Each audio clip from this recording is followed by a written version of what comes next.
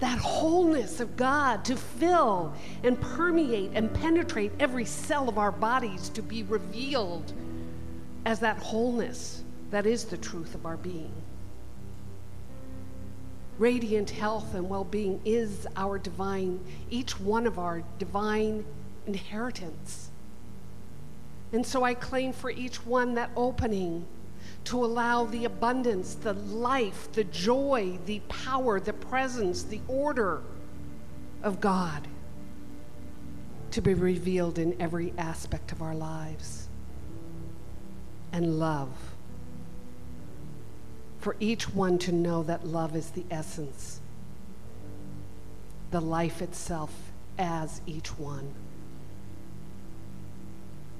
And I claim, since our word for the day is bloom, that each one bloom gloriously, bringing forth that which each one of us came here to be, to do, to have.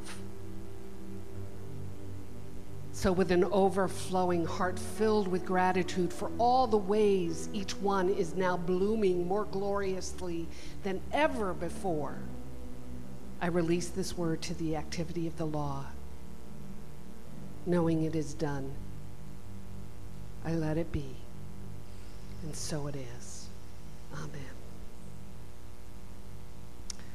So we welcome to all those who are listening to us online. Hello, good morning.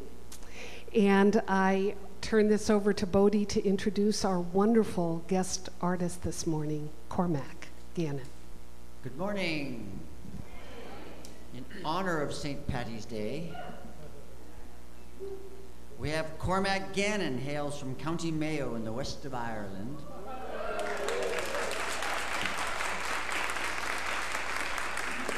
He now lives in Marin County and plays in an Irish band called the Gasmen. They play every Sunday afternoon at the Sleeping Lady in Fairfax. He'll be playing the uilleann pipes, which is, uilleann is a word for elbow. It's called elbow, which he'll play for the second song. It's kind of an Irish bagpipe. And for the first song, he'll be playing the bowron, the Irish drum. So he's going to talk a little bit about this song. Please welcome Cormac Gannon. Thank you very much. It's lovely to be here. Thank you, and hope you all have a great St. Patrick's Day. I'm going to do a song called The Story I'll Tell You Is True. And this song is about growing up in Ireland, I'd say in the 1950s, what it was like then, very different from today. And this song I just learned off a CD that a friend gave to me, and it just kind of captures Ireland 50, 60 years ago.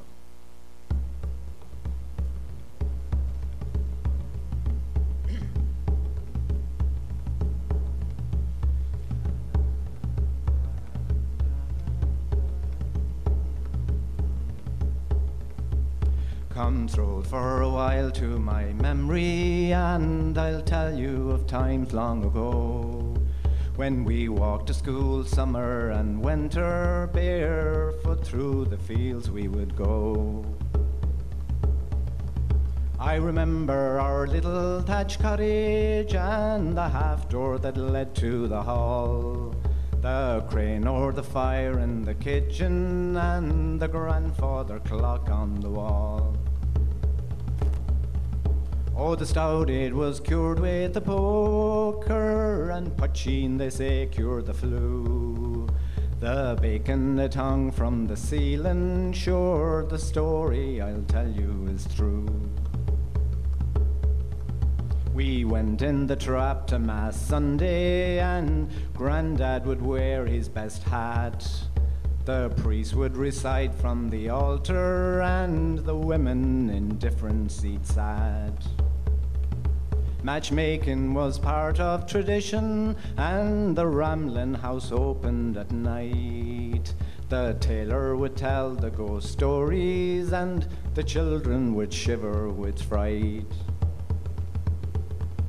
Oh, the stout it was cured with the poker, and poaching they say cured the flu.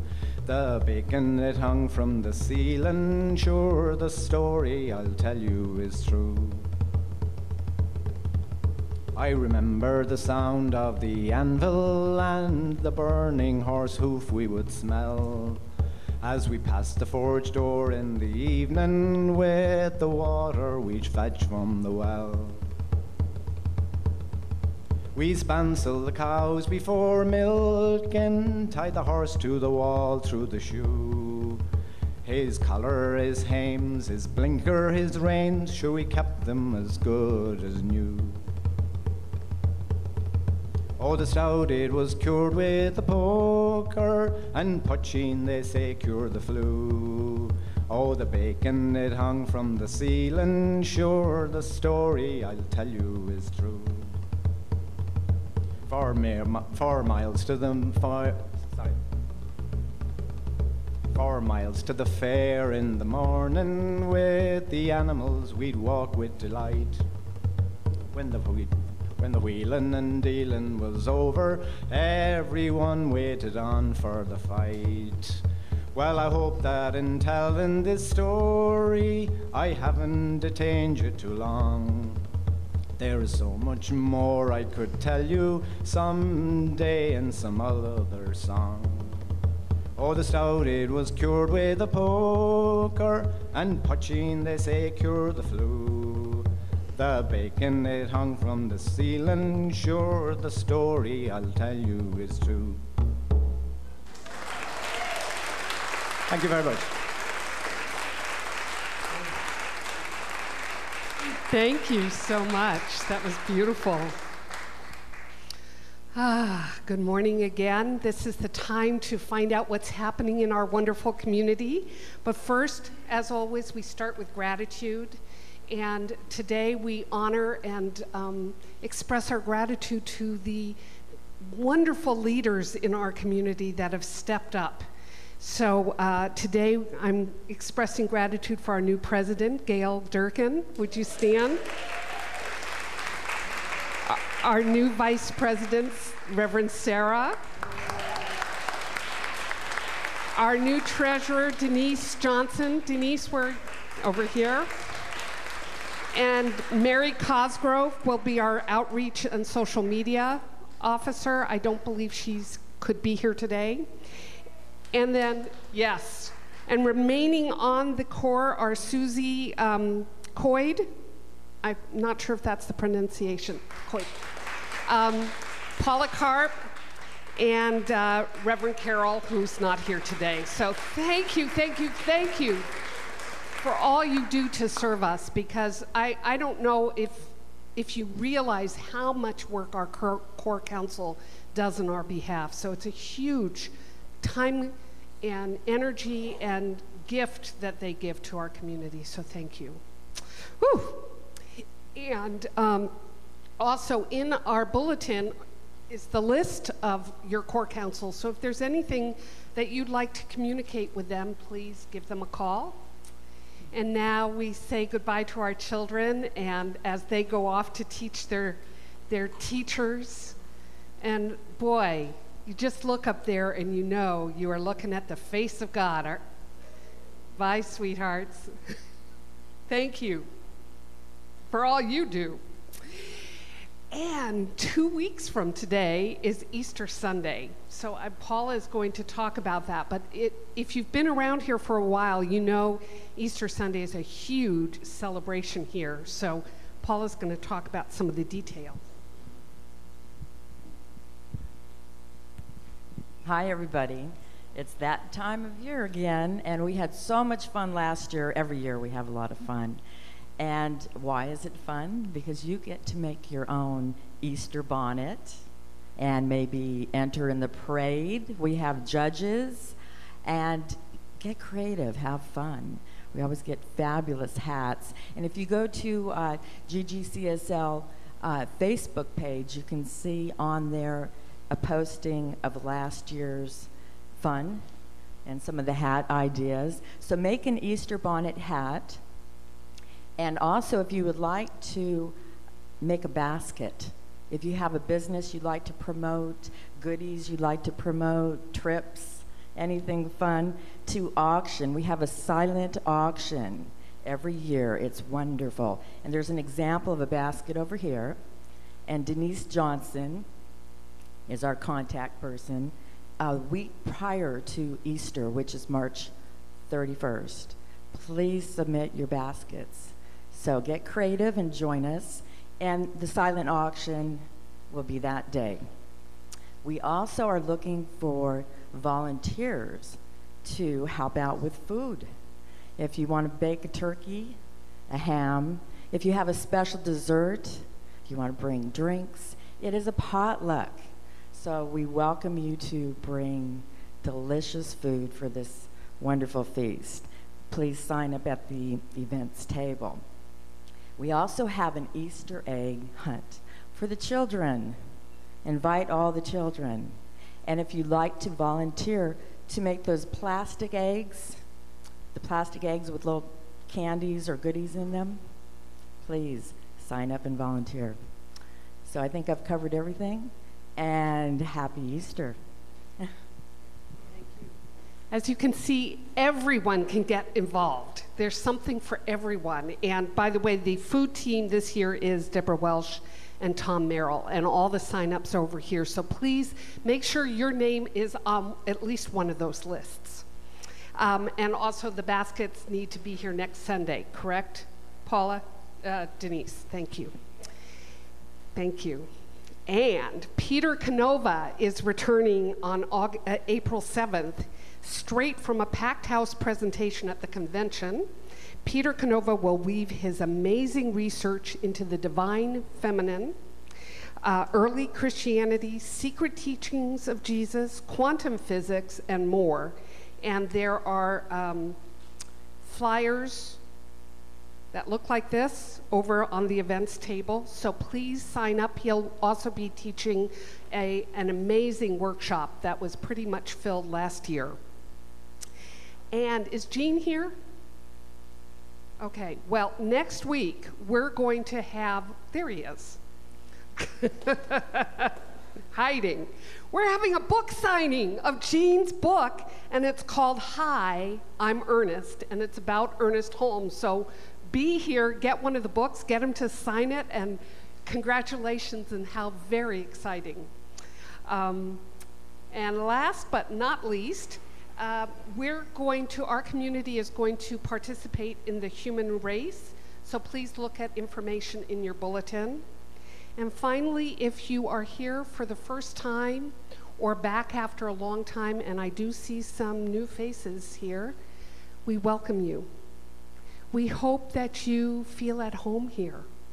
And I want you to know that we know who you are. We see the essence of who you are.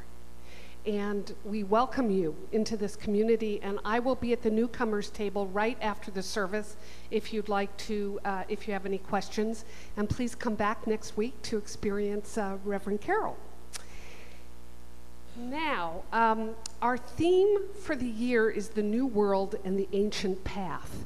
And if you notice the Celtic cross over here, there's a word for each of the Sundays that has gone before. And this week's word is bloom, and you can see it on Janet Ryan's beautiful altar that I know Reverend Bozeman is going to talk about as well. So now it is my privilege to introduce to you Reverend Andrew Bozeman. Now, he has had a very long and varied career as, among other things, an award-winning advertising copywriter and producer in the 1970s.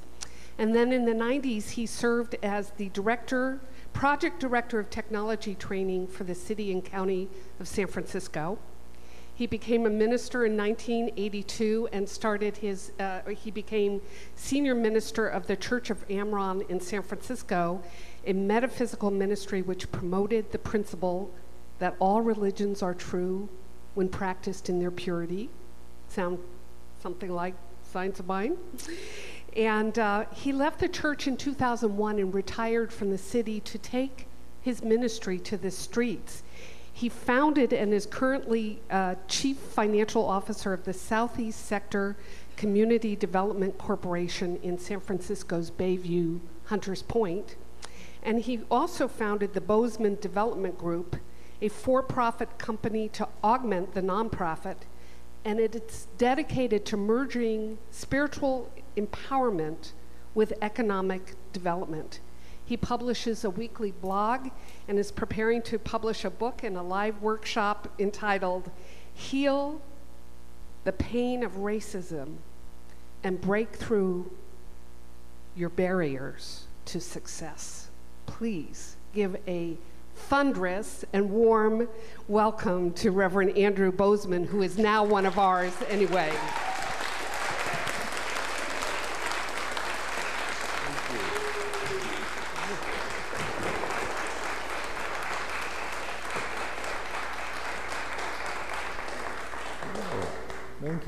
Thank you, and good morning. Well, here we are on St. Patrick's Day. Very auspicious day. See, most of you had adhered to the rule, and you're all in green. You know, green is, for me, the color green is also the color of spring. Because spring is, it just comes bursting forth in green. You can't hold it back. But is green just a color? You know, we learn here in Science of Mind that there is more than one dimension to everything, and that you must look beneath the surface to see what is there. And so one of the things I truly enjoy about Reverend Carol Huntley's work, your senior minister, is the way she chooses to educate you about the power behind ancient teachings and symbols and rituals and principles, and then bring it forward. That is very powerful because there is such a tendency here in America to throw everything old away. It's like it's old, tear it down, put up something new. And we lose quite a lot that way. But she did a very commanding way, reaches back into the ancient and brings it forward, because there's really a very long umbilical cord of life that goes all the way back into millennia. And she ties it all together for us. I find that exciting, very powerful. I'm reminded of a movie, a story that became a movie by the name of Amistad. Amistad was the story of a slave ship that was taken over by the Africans who had been kidnapped and were being taken into slavery. They took over the ship and they killed everyone on board except the captain and the first mate. Then they ordered them to take them back home. Well, since they didn't know navigation, the navigator took them to America, where they were arrested and they were being prosecuted for their quote-unquote crimes. And their hearings, they were found innocent at one point, guilty at another, da-da-da-da. It worked its way all the way up to the Supreme Court to finally decide what to do with these people. The leader of the group was a man named Cinque. And John Quincy Adams chose to represent them at the Supreme Court. And so the night before the hearing at the Supreme Court, John was trying to explain to Cinque the critical importance of this event that they were about to enter into. And Cinque said, "Well, we will not be alone." John Quincy says, "No, right, we'll have right on our side, and people will be for us." And he said, no, that's not what I meant. I meant my ancestors. I will call into the past, far back to the beginning of time, and beg them to come and help me at the judgment. I will reach back and draw them into me, and they must come. For at this moment, I am the whole reason they have existed at all. There's a long umbilical cord all the way back to now. So let's take another look at that umbilical cord. Here we are, celebrating St. Patrick's Day, celebrating in a wonderful color green. Green, what is green? Well, you know, in the ancient teachings, colors are assigned meanings. They call them correspondences. They tie to this and they tie to that, and they mean that and they mean this. Well, the color green can represent elemental earth, nature, fertility, mother goddess, growth, rejuvenation, recovery, healing, harvest, abundance, prosperity, harmony, balance, and peace.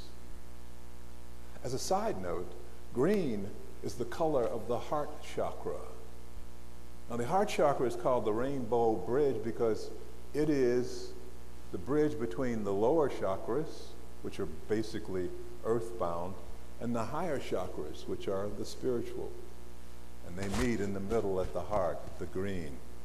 And the emerald, one of my favorite stones, the emerald is a healing stone, particularly for the heart, because it's green, a very powerful green. And they say that if you wear an emerald over your heart, your capability for compassion and the strength of your heart is expanded. Green is the vibrancy of life. Now, we can't really see it here so much. I mean, it's always green here in Northern California.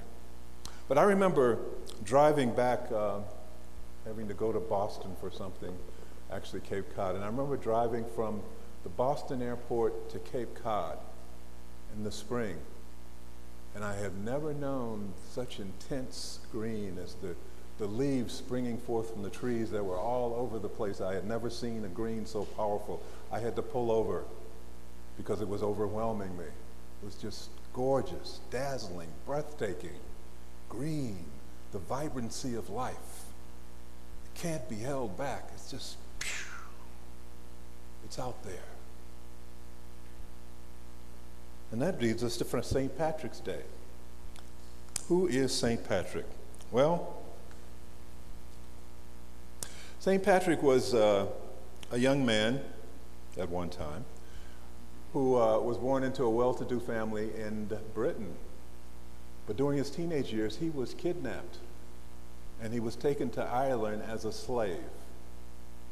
And during his stay in Ireland, he says in his confession that God came to him and told him it was time to escape.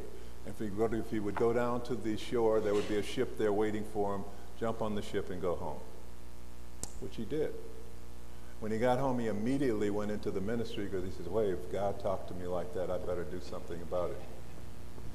Pay homage to my rescuer. So he went into the church and became very successful. And when he hit 47, he got the calling again, this time to go back to Ireland, but this time as a bishop. And his assignment was change the Irish from pagan to Christian. That is your job. Change the Irish from pagan to Christian. And he did. He did a great job. And how did he do it? Well, one of the things he used was the shamrock. Janet's done such a great job here of creating the shamrock. Again, notice, multi-leveled. Not just the leaf there, but leaf inside, leaf inside, leaf. He used the shamrock to show and teach the concept of the Trinity to the Irish, which was brilliant because they're pagans. Pagan religions are nature religions. You got to go where there are if you're going to reach them. And he went exactly to where they were.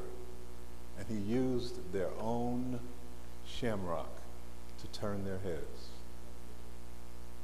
And successfully changed Ireland to a Christian nation. He died in 461 at the age of 76.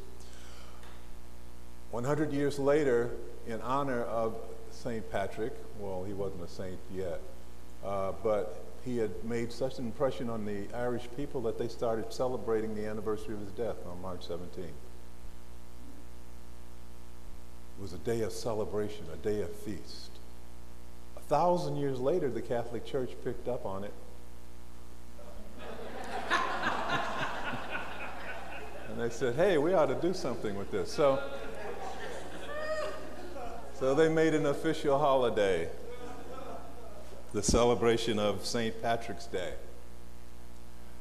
And now St. Patrick's Day, amazingly, this day is celebrated in almost every country in the entire world. Every country in the entire world. Why is that? Well, I think it's because of where it falls. You know, it falls right in the middle of Lent. And Lent is a period where we sacrifice, we give up. That's why people gorge themselves on Mardi Gras, which is Fat Tuesday, because they know on Ash Wednesday it's all over. But here in the middle of Lent, all of a sudden there's this bright green day that says all rules are off. This is a day of celebration and feast. No matter what we do as human beings, we cannot stop God. He's going to find a way to break through and illustrate what it's all about. Life. Life. And so St. Patrick's Day is an expression of life, because there is nothing more alive than the celebration of St. Patrick's Day. In fact, there was a movement in Ireland to try and ban St. Patrick's Day because they were getting so rowdy. It failed. In fact, right after that movement, they expanded it to multiple days. And one correction, there is a legend that St. Patrick's banished the snakes. Well, there were never snakes in Ireland because it's too cold, and snakes are cold-blooded, so they would never get warm enough to be able to move around. But what he did do was he moved the pagans, or converted the pagans. Many, many of the pagans used the snake as a symbol in their religion. And so what he did was he banished the symbolic snakes from Ireland, the pagan snakes. So the legend is true, sort of. Anyway, the point is, spring is life, spring is green, spring is incredibly powerful. And you know, not only with the plants does it happen, but it also happens with us. We get spring fever. Why is that? Why is it that when spring happens, all of a sudden we feel lively, we feel this, we feel that. We got new ideas, new visions, because we are expressions of God, just as the plants are. And so we cannot escape what God does. And so that energy comes up through us as well. And we need to honor that, enjoy it, celebrate it, appreciate it, because we are empowered by it. We are always being empowered by the power of God coming through us as we are expressions of that power. Anything you can do, no. Anything I can do, you can do better. You can do anything better than I. No, I can't. Yes, you can. No, I can't. Yes, you can. Yes, you can. Yes, you can. Yes, you can. Now, he didn't quite use those words, Jesus, 2,000 years ago. But he meant the same thing. As we see in the book of John, chapter 14, verses 10 through 14, Jesus said, "Believest thou not that I am in the Father, and the Father in me? The words I speak unto you, I speak not of myself, but the Father that dwelleth in me, he doeth the work. Believe me, that I am in the Father, and the Father in me. Or else, believe me for the very work's sake. Verily, verily, I say unto you, he that believeth on me, the works I do, he shall do also. And even greater works than these shall he do, because I go to my Father. And whatsoever ye shall ask in my name, that I will do, that my Father may be glorified through the Son. If ye ask anything in my name, I will do it.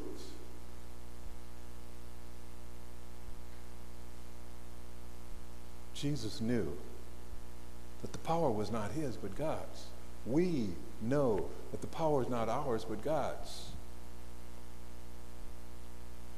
We don't always appreciate that, but we must remember that and learn and stay with that and practice that and live it. The power is ours, but the power is ours because God flows through us as us. So when spring comes, the plants gather together all their marvelous energy, and they push it forward all the way up into the buds. It's a great sacrifice that plants do. They take all their energy and they push it into the buds so that when spring comes, life blooms forth in a dazzling array of beauty. It wears them out. That's why they have to be fed immediately thereafter. But it is truly self-sacrifice because God must be honored. And the plants do that. And it's up to us to do that as well. And Reverend Carol's power shows us on a regular basis that's what's happening, and that it is based upon ancient teachings, ancient disciplines. We did not just spring out of a vacuum. We come from a long, long, long line of life. And that long line of life must be honored. And that long line of life is unchanging. That long line of life is pure and powerful. You know, I'm very lucky that I live in this wonderful time because the world of psychology has made a rather startling discovery several years ago. They realized that all the people who heard voices were not schizophrenic. Some of them had mystical experiences, and they said, we are going to give a category. We're going to give that a title, mystical experience. So we're not going to put you in the crazy house. We'll allow you to have that. Well, I've had some mystical experiences in my life. I remember at one time during my spiritual training, I was doing a very involved series of meditations over a period of 3 days straight. And somewhere in there, a voice came to me and said, there is nothing that is not God. I ignored it because I had work to do, you know, and sometimes you hear things when you're in deep meditation. And then it said it again, there is nothing that is not God. And then again, there is nothing that is not God. And as if that wasn't enough, another voice joined it. And then there were two saying, there is nothing that was not God, in chorus. And then 3 and 4. And I felt then I had to engage them. I had to correct them because there were so many things that were not God, and I had to point them out. And I said, well, what about this? But they wouldn't engage me. They just kept saying, there is nothing that is not God. And I would say, what about that? And they said, there is nothing that is not God. And I said, wait a minute, there is nothing that is not God. And they beat it at me for 3 days straight. Anything I brought up, their response was, there is nothing that is not God. Needless to say, I got worn out. They won. The end of 3 days, it's like, yeah, there's nothing that is not God. It's saved. It's so simple. And so very proud of myself and accepting that, taking a deep breath. All of a sudden I heard this noise and a book had fallen off one of my bookshelves. I mean, I buy all these books, but I don't read them. You know, it's like I'm going to read that one day, and oh, this looks good, I'll read that. But it never happened. So this book that I had never read fell off the bookshelf. So I pick it up, and it's a book called The Emerald Tablet. You know, that theme, green, keeps coming back, doesn't it? Green, green, green. The Emerald Tablet was written by Hermes Trismegistus, who was, there's a lot of dispute about who that was. He's called a God-man priest from long ago, and others say, well, it wasn't that long ago, and some say before Egypt, and others. What he had to say was powerful, because the page I opened it to said this: think that for you too nothing is impossible.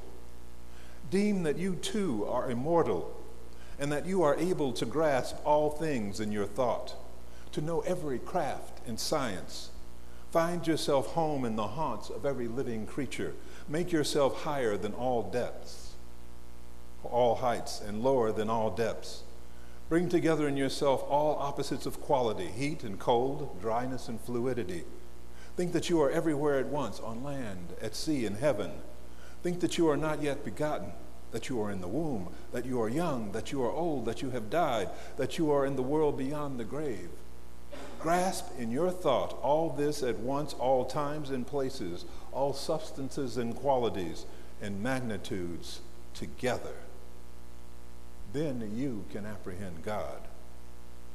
But if you should shut up your soul and your body and abase yourself and say, I know nothing, I can do nothing, I am afraid of earth and sea, I cannot mount to heaven, I do not know what I was, nor what I shall be, then what have you to do with God?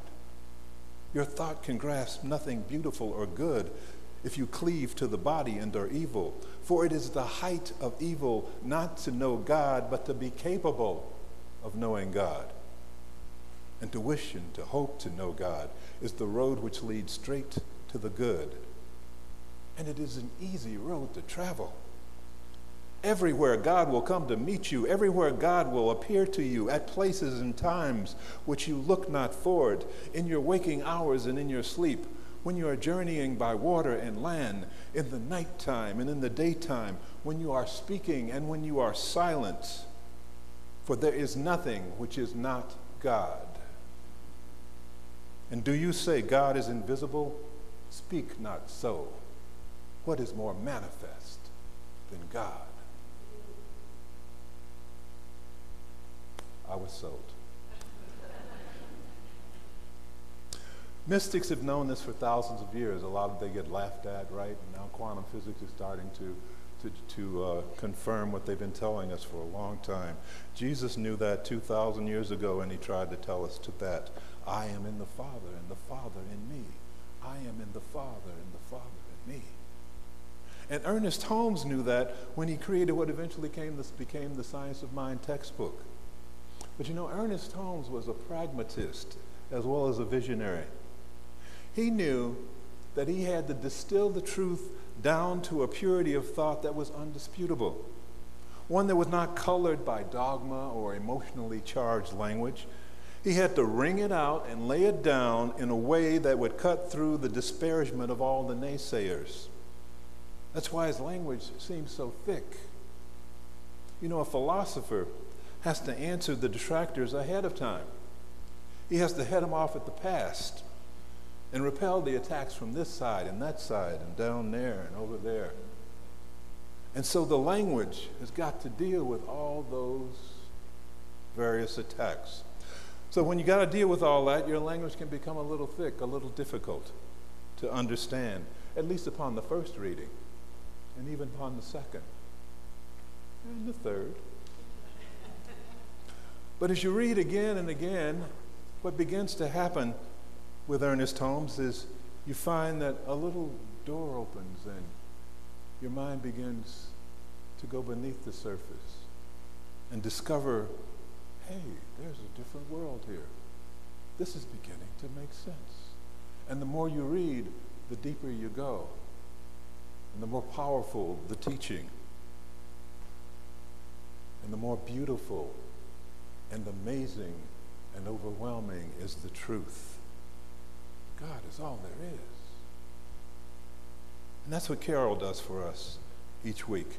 She takes us on a journey of deep discovery by taking us back to the ancients and showing us how it ties to the present. The value of that is that it opens all of our learning channels, our memory tracks, our intellectual, our emotional, are all opened up so that our growth, our learning takes place at the cellular level. Not just up here, but throughout our entire being. She shows us the power of ritual, and how it opens us up to spirit. Now, I'm not talking about all the ancient rituals with the strange incantations and complicated moves. Actually, ritual is performing the exact repetition of disciplined action over and over, exactly the same way each time. So the act of brushing your teeth exactly the same way can be a ritual. The act of tying your shoe exactly the same way can be a ritual. The act of performing yoga asanas exactly the same way, that's a ritual. The act of blessing your food is a ritual. The act of making the correct mental treatment is a ritual. That's the way ritual works. The way ritual works is it totally occupies the conscious mind, as Ernest calls it, the subjective mind. It totally occupies it because it's trying to get things right. That's what our conscious minds do. They're always trying to get it right. So you're tied up with these details, trying to get everything exactly right, and what happens, it gets taken out of the equation so spirit can rise and mind does not get in the way. During all my years of spiritual teachings, what they repeated to us is the way ritual works is that it totally occupies the conscious mind. And a ritual is not intended to be a discipline to train the soul or even a means to please God.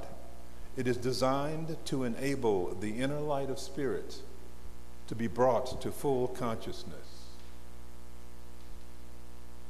So that is why ritual is so powerful. That is why ritual is so useful, because God wants to get through, and the only way he can get through is got to shut off that mind. So distract it, take it out of the equation, and allow spirit to rise. So my message to you today is that, wow, you are so blessed. You are so blessed, one, to be in this marvelous teaching. And you are doubly blessed to have a teacher like Reverend Carol Huntley, who is bringing it to you in a way that is more deeply understandable, because she goes below the intellect, into the heart, and into the memory. That's where the power is, when those things all tie together. And so, congratulations. Congratulations on this St. Patrick's Day. Open up and appreciate what you have. I didn't talk about that. Think about this one. Okay, I mentioned that the shamrock was done so well. It's multi-layered. Remember, everything is multi-layered. The green iridescent cover represents the hills of Ireland. But you know, there's also that touch of gold in there, because the golden light of spirit is always coming through, always breaking through. Not only are there green leaves in there, but there are also some golden leaves. The golden light of spirit is always breaking through. And then there are the candles. Candles representing the light of God. But what I also found significant about it was that there are 5 of them. In numerology, because I've studied all of them, in numerology, the number 5 is the number of change. And spring represents change, change from winter to summer. So she's covered it all of it. Thank you.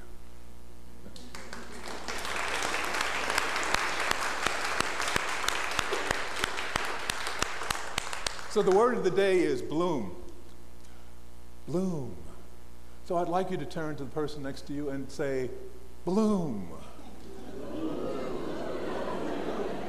And then the person on the other side and say, bloom. Bloom. Feel that energy, that blooming energy rising. And now all that blooming energy is rising. I'd like you to repeat after me the summarizing affirmation. I know beyond all doubt, that the light of Spirit flows through all time and cultures.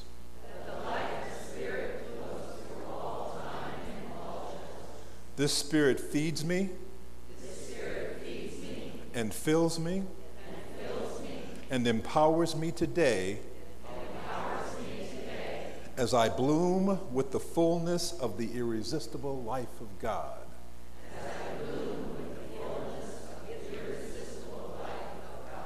God is all there is. One more time. I know beyond all doubt,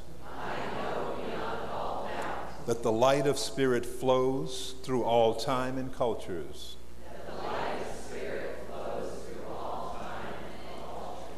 This Spirit feeds me, and fills me, and empowers me today, as I bloom with the fullness of the irresistible life of God.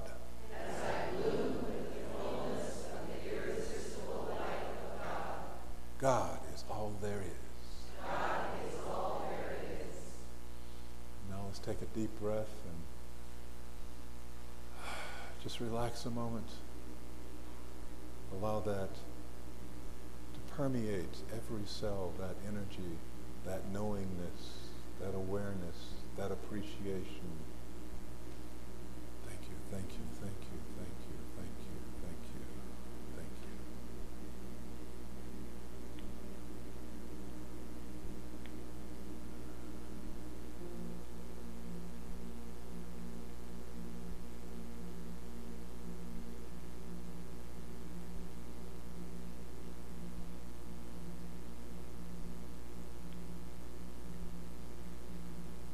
Thank you.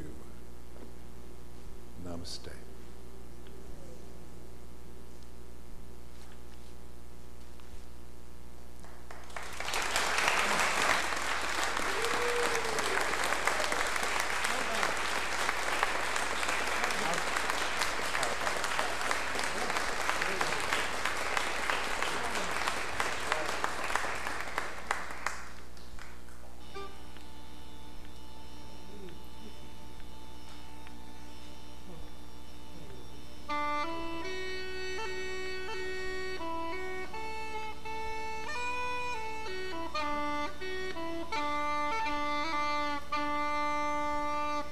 On Raglan Road of an autumn day, I saw her first and knew that her dark hair would weave a snare that I might one day rue.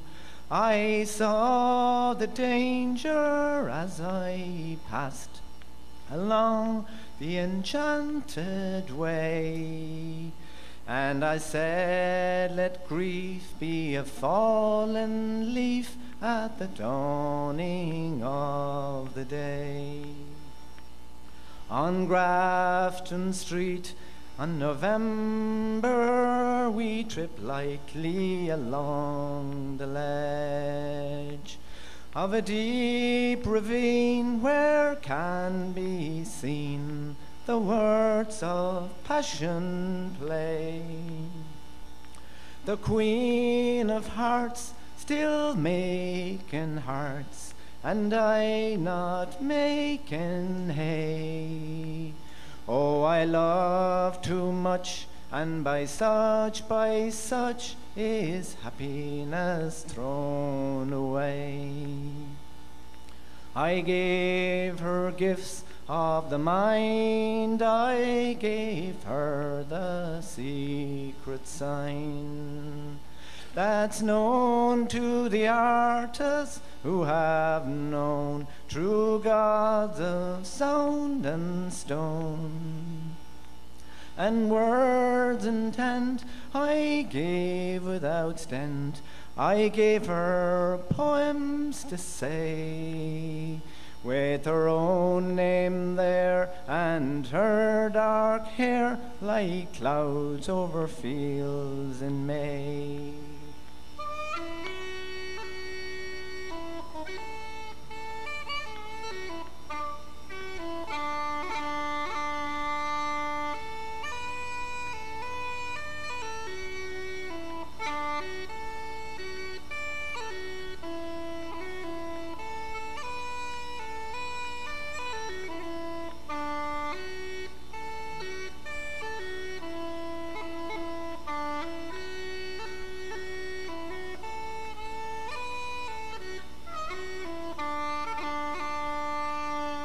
On a quiet street where the old ghosts meet, I see her walking now.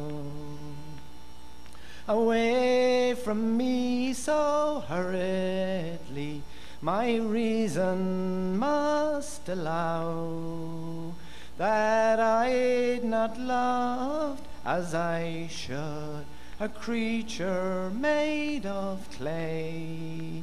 When the angel woos the clay, he'll lose his wings at the dawn of day.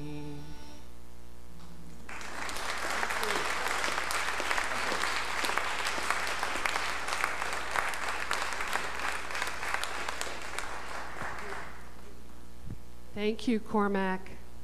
And thank you, Reverend Andrew. What did I drop? Ha! So now is the time for our offering. This is when we give back to Source for how we have been spiritually fed. So I invite you to take your gift, your offering, into your hand and perhaps place it on your heart. And know that this gift blesses both the giver and the receiver, that it goes out to bless all whose hands touch it, feel it, sense it, as it goes out to support this community and support the community's vendors.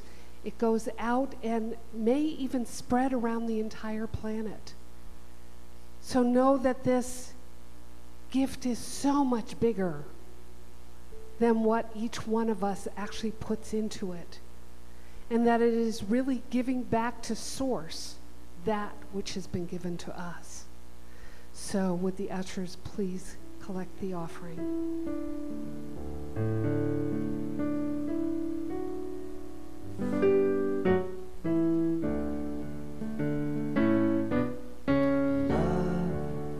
Is my decision. It's up to me to give up my heart.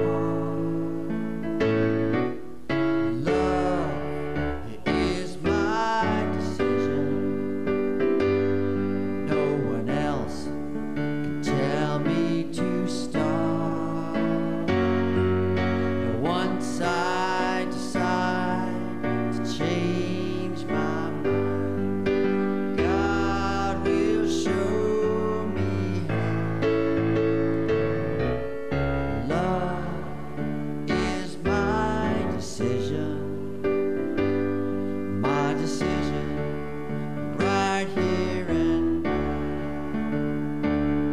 My decision, right here and now.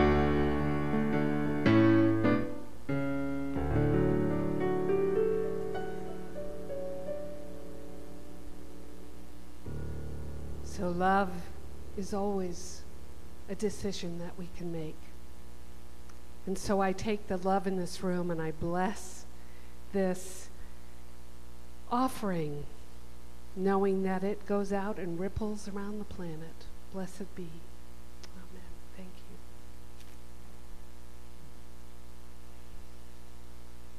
you. So we have truly been blessed this morning. And so while I call up the practitioners in service this morning, know that if there's anything heavy or light on your heart that you would like prayer to support, these beloved practitioners are in service this morning to pray with you. And would the rest of the practitioners surround the room?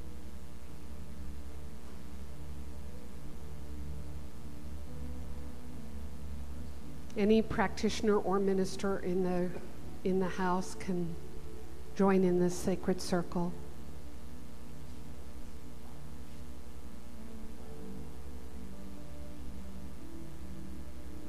So let's just take in a breath together and let it go.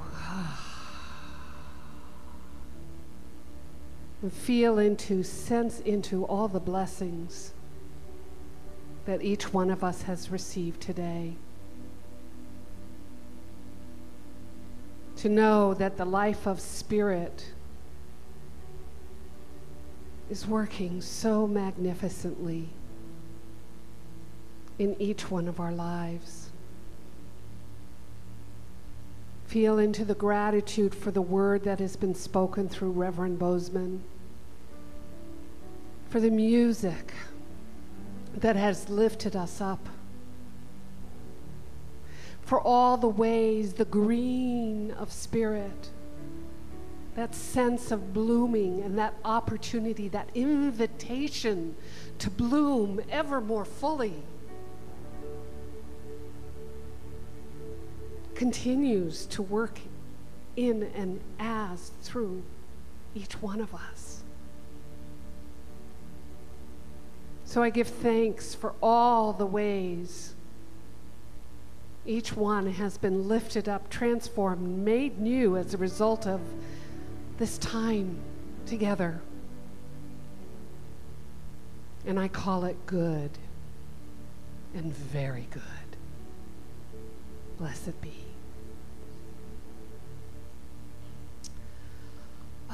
So thank you for joining us this morning, whether it was online or in this room. And we thank Reverend Andrew for his gift this morning.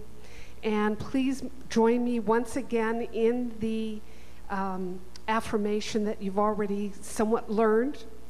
So please repeat after me. I know beyond all doubt that the light of Spirit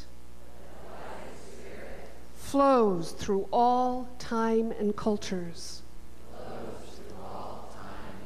And please stand if you wish as well. The Spirit feeds me, fills me, and empowers me today as I bloom with the fullness of the irresistible life of God. God is all there is.